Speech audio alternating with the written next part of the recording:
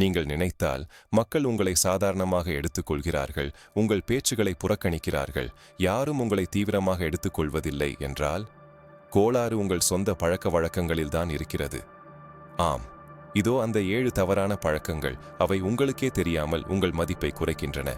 உங்கள் மரியாதையை காப்பாற்ற வேண்டுமென்றால் இந்த வீடியோவை கடைசி வரை பாருங்கள். நடுவில் நிறுத்திவிட்டால் உங்கள் மதிப்பை யாரும் கருதாத அதே நபராகவே இருப்பீர்கள். எனவே தெரிந்து கொள்வோம். பாருங்கள் நண்பர்களே, முதல் பழக்கம். நாங்கள் எல்லாவற்றிற்கும் அதிகமாக எதிர்வினை ஓவர் ரியாக்டிவ் செய்கிறோம். யாராவது உங்களிடம் தவறாக ஏதாவது சொன்னார்கள் என்று வைத்துக்கொள்வோம்.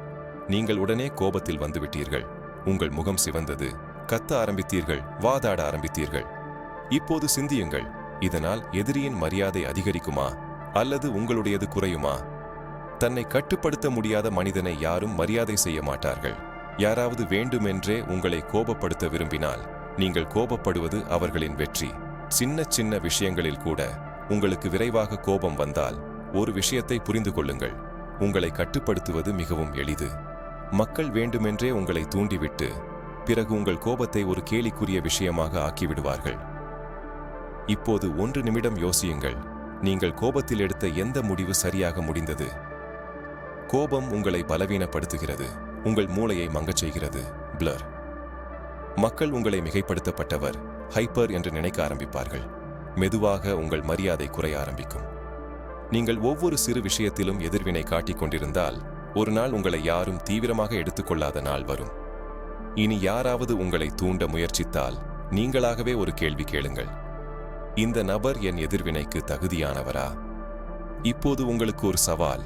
அடுத்த முறை யாராவது உங்களை கோபப்படுத்த முயற்சித்தால் நீங்களே உங்களை கட்டுப்படுத்த முடியுமா? இரண்டாவது பழக்கம். நாங்கள் மக்களை மகிழ்விக்கும் முயற்சியில் நம்மையே மறந்து விடுகிறோம். நீங்கள் எல்லோரையும் மகிழ்விக்க முயன்று கொண்டிருக்கிறீர்கள். எப்போதும் மற்றவர்களின் தேவைகளை முதலில் வைக்கிறீர்கள். மற்றவர்களின் வாழ்க்கையை எளிதாக்க உங்கள் வாழ்க்கையை கடினமாக்குகிறீர்கள். கேளுங்கள், நீங்கள் ஒருபோதும் மரியாதைக்குரியவராக மாற முடியாது. உலகம் தனது சொந்த மதிப்பை புரிந்து கொள்ளும் நபர்களுக்கே மதிப்பு தரும். நீங்கள் எப்போதும் ஆம், எஸ் என்று சொன்னால் மக்கள் உங்களை வழக்கமாக எடுத்துக்கொள்ள டேக் ஃபார் கிராண்டட் ஆரம்பிப்பார்கள். அவர்கள் உங்களை ஒரு எல்லா விஷயத்தையும் ஒப்புக்கொள்ளும் நபராக பார்க்க ஆரம்பிப்பார்கள். மெதுவாக உங்கள் மரியாதை குறைய ஆரம்பிக்கும். மக்கள் உங்களை ஒரு பயனுள்ள நபர், யூஸ்ஃபுல் பர்சன் என்று மட்டுமே நினைப்பார்கள். ஒரு மதிப்புமிக்க நபர், வேல்யூபிள் பர்சன் என்று அல்ல. இப்போது சிறிது யோசியுங்கள். எத்தனை முறை நீங்கள் உங்கள் மகிழ்ச்சியை விட்டுக் கொடுத்து மற்றவர்களுக்காகவே ஏதாவது செய்தீர்கள்? அதற்கு பதிலாக என்ன கிடைத்தது? எப்போதாவது கவனித்திருக்கிறீர்களா? நீங்கள் தேவையை விட அதிகமாக ஒருவரை மகிழ்விக்க முயற்சிக்கும் போது மக்கள் உங்கள் மதிப்பை குறைக்கிறார்கள். அவர்களுக்கு தோன்றும், உங்களுக்கு வேறு வேலை இல்லை, அதனால்தான் நீங்கள் அவர்களின் ஒவ்வொரு வார்த்தையையும் ஒப்புக்கொள்கிறீர்கள். ஆனால் நீங்கள் இல்லை, நோ என்று சொல்ல கற்றுக்கொள்ளும் நாளிலிருந்தே மக்கள் உங்களை மரியாதை செய்ய ஆரம்பிப்பார்கள். ஏனென்றால் இல்லை என்பது ஒரு வார்த்தை மட்டுமல்ல, இது உங்கள் சுயமதிப்பீட்டின் செல்ஃப் வேல்யூ மிகப்பெரிய ஆதாரம். மூன்றாவது பழக்கம். நாங்கள் மிக அதிகமாக பேசுகிறோம், மிக குறைவாக சிந்திக்கிறோம். நீங்களும் ஒவ்வொரு விஷயத்திலும் உங்கள் கருத்தை திணிக்கும் நபரா? ஒவ்வொரு வாய்ப்பிலும் உங்களை நிரூபிக்க முயற்சிக்கிறீர்களா? அப்படியென்றால் புரிந்து கொள்ளுங்கள், மக்கள் உங்களை தீவிரமாக எடுத்துக்கொள்ள மாட்டார்கள். உலகில் அதிக மதிப்பு குறைவாக பேசுபவருக்கே உண்டு. ஆனால் அவர் பேசும்போது மக்கள் கேட்க கட்டாயப்படுத்தப்படுவார்கள். நீங்கள் பார்த்திருக்கலாம், ஒவ்வொரு விஷயத்திலும் பேசிக்கொண்டிருக்கும் நபர்களை மக்கள் புறக்கணிக்க ஆரம்பிப்பார்கள். அவர்களின் பேச்சுகள் பயனற்றதாக தோன்றும். ஏனென்றால் அவர்கள் எல்லாவற்றிலும் தலையிடுகிறார்கள். நீங்கள் அதிகம் பேசும்போது மக்கள் உங்கள் வார்த்தைகளை சாதாரணமாக எடுத்துக்கொள்ள ஆரம்பிப்பார்கள். ஆனால் நீங்கள் யோசித்து குறைவாக ஆனால் சரியான இடத்தில் பேசும்போது உங்கள் பேச்சுக்கு எடை, வெயிட் கூடும். குறைவாக பேசுவது உங்கள் ஆளுமையில், பர்சனாலிட்டி, ஒரு வித்தியாசமான கவர்ச்சியை கொண்டு வரும். மக்கள் உங்கள் கருத்துக்கு அதிக முக்கியத்துவம் தர ஆரம்பிப்பார்கள். ஏனென்றால் அவர்களுக்கு தெரியும், நீங்கள் பேசும்போது அதில் ஏதோ ஆழமான விஷயம் இருக்கும். ரகசியமாக இருங்கள், குறைவாக பேசுங்கள், ஆனால் பேசும்போது உலகம் கேட்கும் விதமாக பேசுங்கள். இனி நீங்கள் ஏதாவது பேசப் போகிறீர்கள் என்று உணரும்போது நீங்களாகவே ஒரு கேள்வி கேளுங்கள், இது உண்மையிலேயே பேச வேண்டிய அவசியமான விஷயமா? இது என் மதிப்பை அதிகரிக்குமா? நான்காவது பழக்கம். நாங்கள் தேவைக்கு அதிகமாக மற்றவர்களை நம்புகிறோம். நீங்கள் எல்லோரையும் விரைவில் நம்பிவிடுகிறீர்களா? உங்கள் ரகசியங்கள், உங்கள் பலவீனங்கள், உங்கள் திட்டங்கள் எல்லாவற்றையும் மற்றவர்களிடம் சொல்லிவிடுகிறீர்களா?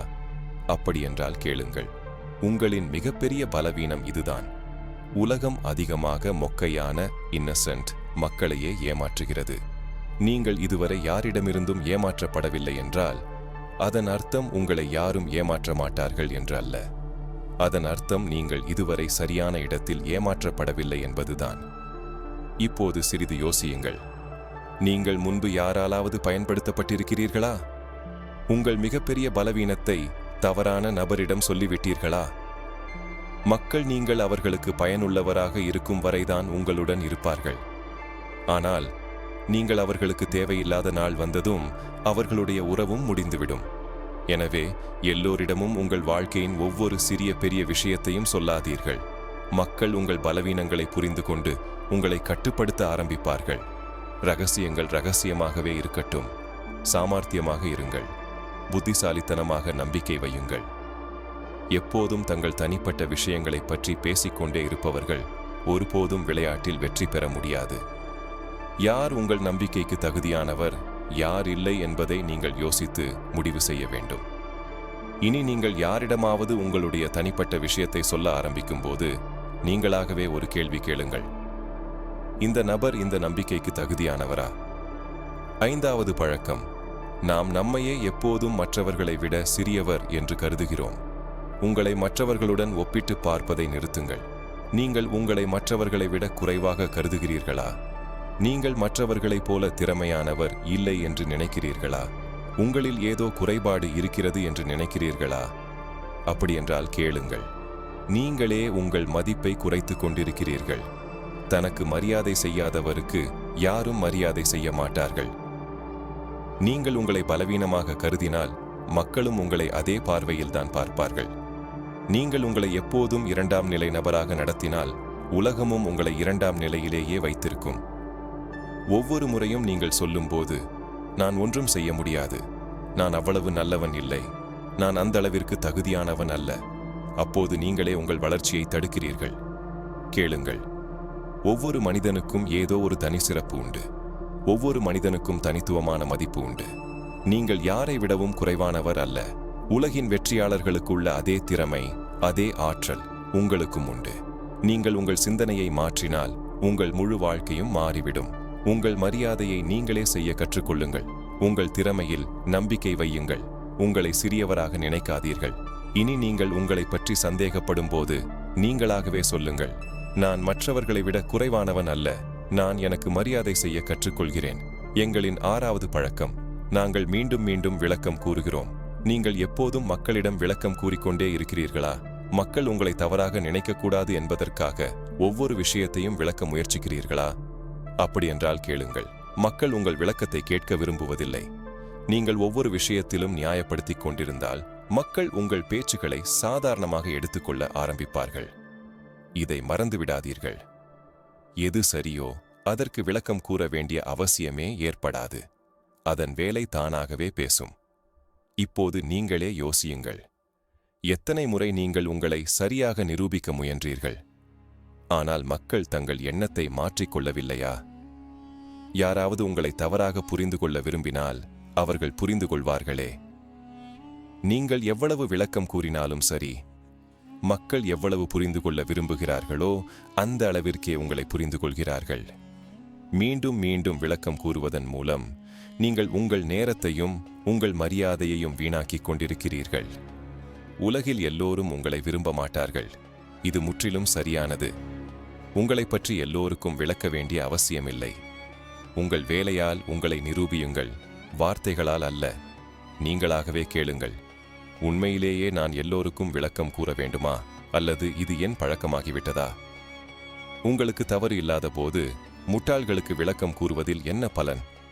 கடைசி மற்றும் மிக முக்கியமான பழக்கம். நாங்கள் யோசிக்காமல் முடிவுகளை எடுக்கக்கூடாது. இதனால் முழு வாழ்க்கையும் பாழாகிவிடும். உங்கள் வாழ்க்கையில் எப்போதாவது இது நடந்திருக்கிறதா? நீங்கள் கோபத்தில் உணர்ச்சி வசப்பட்டு அல்லது யாருடைய அழுத்தத்தில் வந்து ஏதாவது முடிவு எடுத்தீர்கள், பிறகு வருத்தப்பட்டீர்களா? யாரோ ஒரு நண்பர் சொல்கிறார், நண்பா, இந்த வியாபாரத்தை செய்து விடலாம், இதில் நிறைய பணம் இருக்கிறது. நீங்கள் ஆராய்ச்சி செய்யாமல் பணத்தை முதலீடு செய்து விடுகிறீர்கள். சில மாதங்களுக்கு பிறகு நீங்கள் முட்டாள்தனம் செய்து விட்டீர்கள் என்று உணர்கிறீர்கள். யாராவது உங்களை தூண்டுகிறார், நீ அவனுக்கு பதில் சொல்லவில்லையே. நீங்கள் கோபத்தில் வந்து ஏதோ சொல்லிவிடுகிறீர்கள். சிறிது நேரம் கழித்து புரிகிறது, உங்கள் ஒரு வார்த்தை உங்கள் உறவை கெடுத்துவிட்டது. விரைவாக எடுக்கப்பட்ட முடிவு உங்கள் முழு வாழ்க்கையையும் மாற்றிவிடும். விரைவு வருத்தத்திற்கு மட்டுமே வழிவகுக்கும். யோசியுங்கள், ஒரு மனிதன் யோசிக்காமல் கடன், லோன் வாங்கினான். ஏனென்றால் அவனது நண்பர்கள் பெரிய வீடு வாங்கிவிட்டனர். இப்போது அவனது சம்பளத்தில் பாதிக்கும் மேல் இஎம்ஐக்கு செல்கிறது.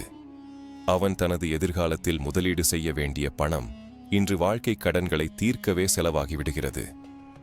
இப்போது நீங்களாகவே கேளுங்கள், நீங்கள் எப்போதாவது ஏதாவது முடிவு எடுத்திருக்கிறீர்களா? அது பிறகு பெரும் பாரமாக மாறிவிட்டது. ஆம் என்றால் கமெண்ட் செய்து சொல்லுங்கள். வெற்றியாளர்கள் ஒருபோதும் விரைவில் முடிவெடுப்பதில்லை. நீங்கள் கேள்விப்பட்டிருந்தால், உலகின் மிக பணக்கார மற்றும் வெற்றிகரமான மக்கள் ஒருபோதும் யோசிக்காமல் முடிவெடுப்பதில்லை. அவர்கள் ஒவ்வொரு அம்சத்தையும் புரிந்து கொள்கிறார்கள், ஆராய்ச்சி செய்கிறார்கள், பிறகு யோசித்து படிகளை எடுக்கிறார்கள். ஆனால் சாதாரண மக்களின் பிரச்சனை என்ன? கோபம் வந்தது, உடனே பதில் சொல்லிவிட்டேன். ஏதோ ஒரு சலுகை, ஆஃபர் தெரிந்தது, யோசிக்காமல் வாங்கிவிட்டேன். யாரோ அழுத்தம் கொடுத்தார்கள், உடனே ஆம் அல்லது இல்லை சொல்லிவிட்டேன். பிறகு வருத்தம் வரும், ஆனால் அப்போது ஒன்றும் செய்ய முடியாது. நீங்கள் உங்கள் முடிவுகளை விரைவாக எடுத்தால் உங்கள் வாழ்க்கையும் குழப்பமாக